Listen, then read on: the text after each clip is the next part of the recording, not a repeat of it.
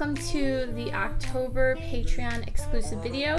So this month I wanted to talk about my favorite art supplies, both analog and digital. When I say analog, I mean traditional art supplies, things that I use to paint and draw.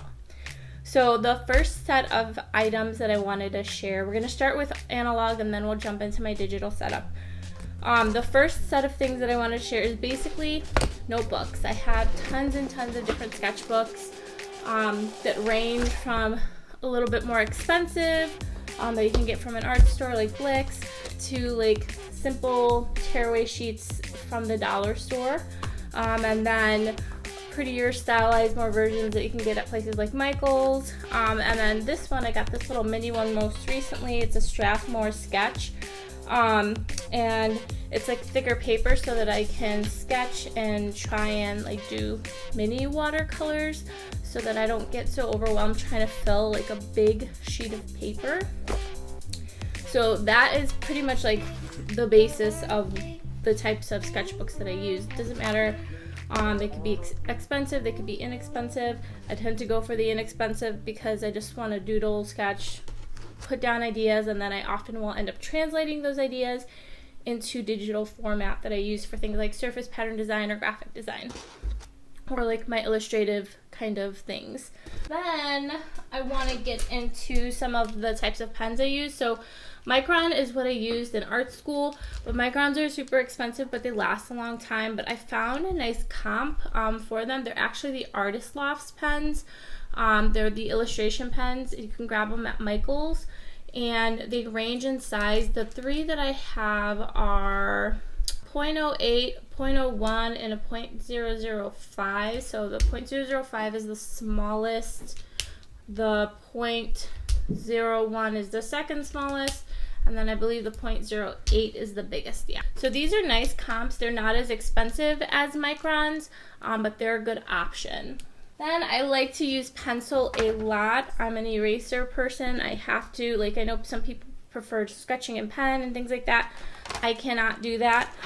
So I have these really great Blick version of these studio drawing pencils. They come in a wide variety. In this set, there's like 6B all the way up to 6H. So it's the softness and the hardness of the graphite. I really like using these. I've had this set for a long time, so I'm missing some, but I use them a lot. And then I also use, where is it?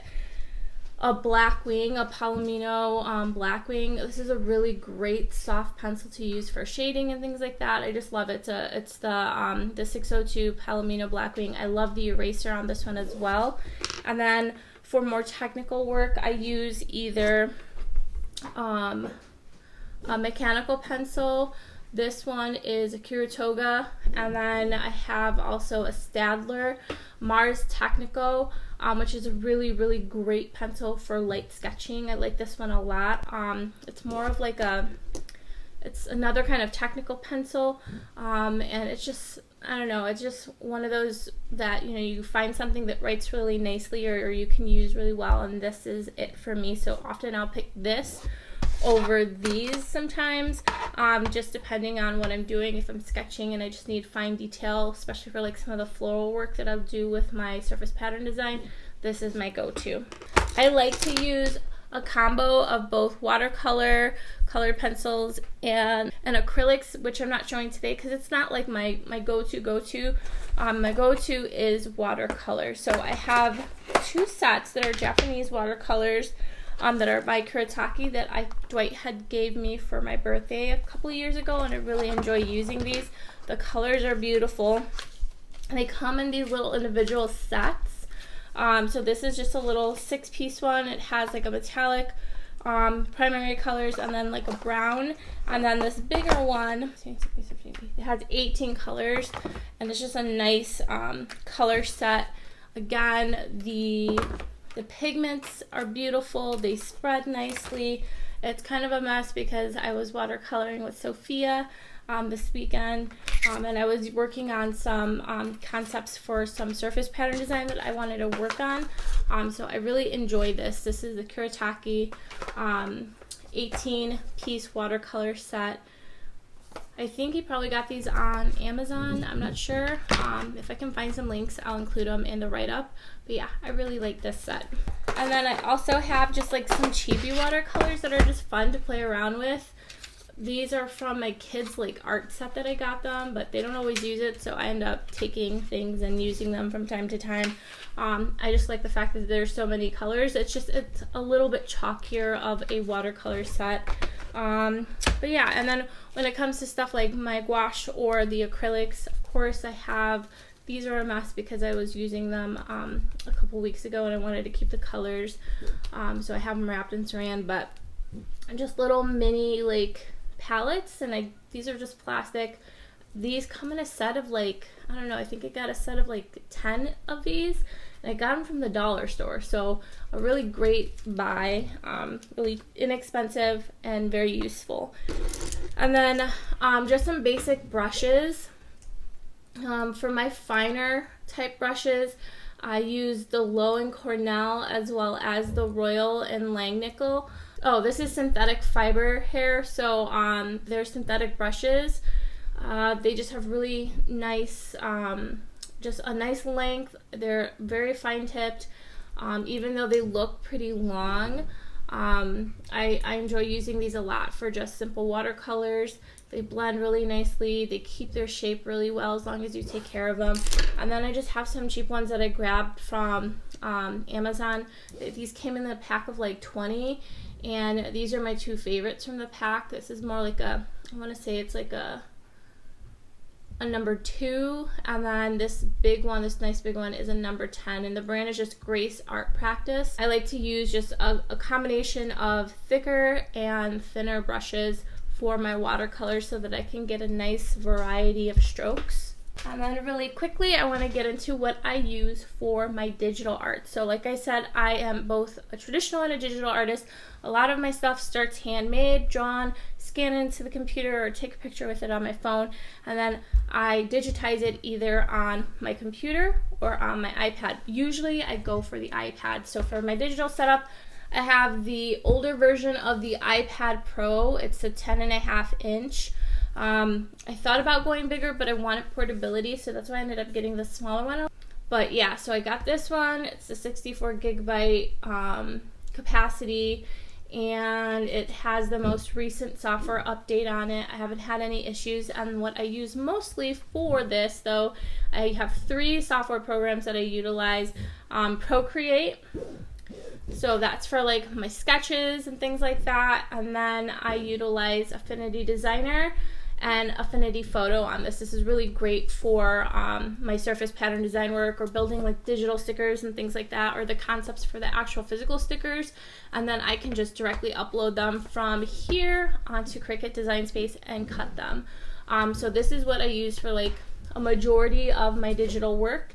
And I also use it combined with the first generation Apple Pencil, and yeah, it's a great match made in heaven. And then for bigger projects, I utilize my Huion. I have a great monitor tablet. I'll insert some shots here. But I use the Huion tablet and the stylus that comes with it.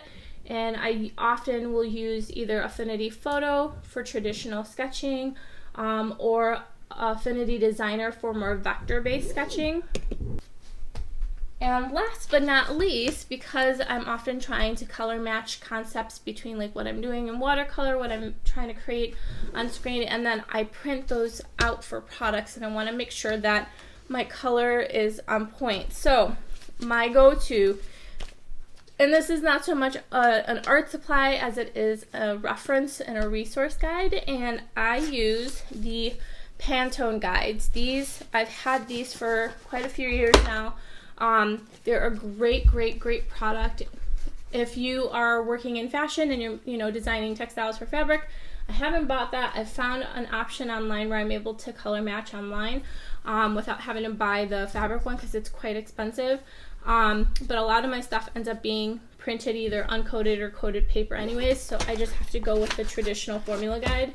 And it just has all of the colors. I can color match what I need. and make sure that whatever I'm trying to design, when it gets printed or produced or whatever I do, it looks the same basically on screen, or at least when I print it out, that it's the same kind of color that I was going for initially. So this is a fantastic resource. I would highly suggest, if you're making or designing products or doing any type of graphic design work, that you invest in one of these. This is probably the least expensive of all the sets. I think it's just like a little bit under $100. But if you're doing textile, fabric kind of stuff, then I would suggest you check out the home and fashion goods set, because that will actually have items on, I believe it's like either cotton. It's a whole set. It's really expensive though. So I utilize the Pantone website to try and color match anything that I might be doing for spoon flower. But for the most part, I found that spoon flower matches pretty well with whatever I load to the site. Alright, so that's it in a nutshell, what I use for my artwork, both in the traditional sense and the digital sense. I hope you guys find this helpful, and I will see you in the Q&A later this month. Bye!